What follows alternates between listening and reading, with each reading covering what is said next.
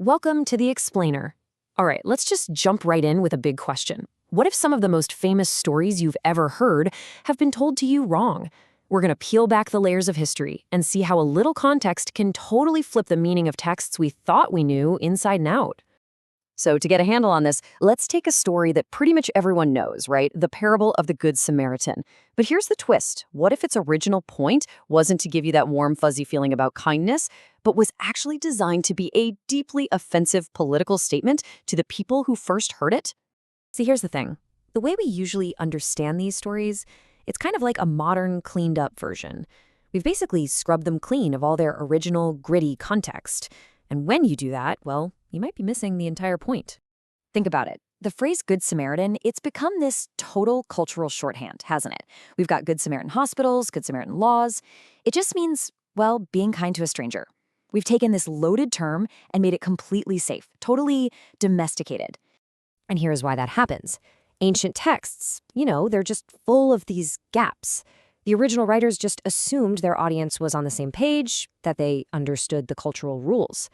But when we come along 2,000 years later, we can't help it. We automatically fill in those gaps with our own ideas, our own 21st century values. Okay, so to really get what's going on, we have to do a little time travel. We've got to understand the unwritten rules of the first century. We need to fill in those gaps the right way. And it really boils down to three huge ideas that ran, well, pretty much everything back then.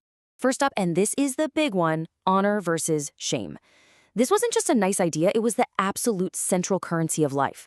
Your whole existence revolved around gaining honor for yourself and your family and avoiding shame at all costs. You didn't rock the boat, you conformed. Because your public reputation, that was everything.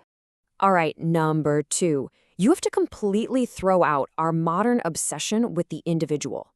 Finding yourself wasn't a thing. In the first century, you were defined by your group. Who you were as a person was way less important than which family, which clan, which tribe you belonged to. The group was always, always first. And third, the whole society was basically built on this system of patrons and clients. It worked like this. A rich, powerful patron would help out a poorer client, maybe with money, maybe with a job, and in return, that client owed the patron everything: public praise, their vote, their complete loyalty. If you didn't show that gratitude, you'd bring massive shame on yourself.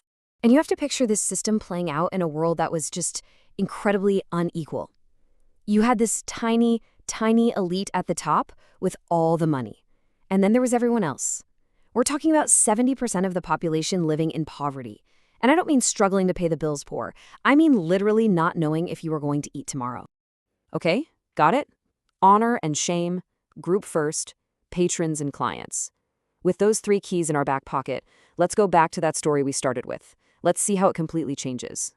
So, the Good Samaritan. Right away, we need to understand he wasn't just some guy from the next town over. To the Jewish audience hearing this story for the first time, a Samaritan was the enemy. They were viewed as unclean, as traitors, as half-breeds who had destroyed the true religion. We're talking about centuries of deep, bitter hatred here. I mean, to really get the shock value, one scholar, Dr. Dave Mathewson, suggests a modern equivalent. He says, to get the same feeling today, you'd have to make the hero of the story a member of a group that your society truly fears or despises. I'll let you fill in the blank for who that might be. That's how radical, how offensive this choice of hero was.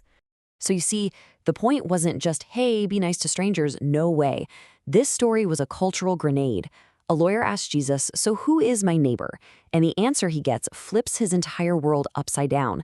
Jesus makes the hero of the story the very person he was raised to see as his enemy. The takeaway is staggering. Your neighbor might just be the person you despise most in the world. And this isn't a one-off thing. This pattern of losing context happens all over the place. Let's look at another quick example. There's a really famous line in the book of Revelation where a church in a city called Laodicea gets this message, and they're called out for being lukewarm.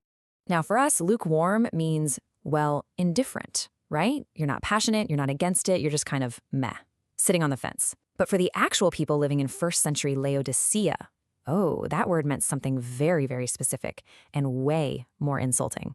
And this is where a little bit of local geography makes all the difference. See, Laodicea was stuck between two other cities. Nearby, you had Hierapolis, famous for its awesome healing hot springs. super useful. Then you had Colossae, known for its pure, refreshing, cold water. Also, super useful. But Laodicea, they had terrible water. They had to pipe it in, and by the time it got there, it was this disgusting, stagnant, lukewarm temperature. It was famously gross. So when the writer of Revelation calls the church lukewarm, he's not calling them non-committal.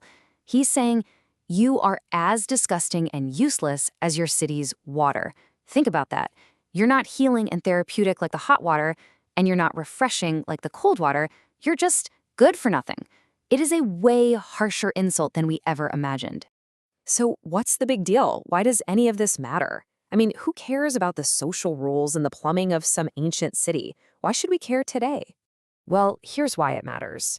As Dr. Mathewson puts it, if we don't bother to understand the original context, we're almost guaranteed to get the meaning wrong.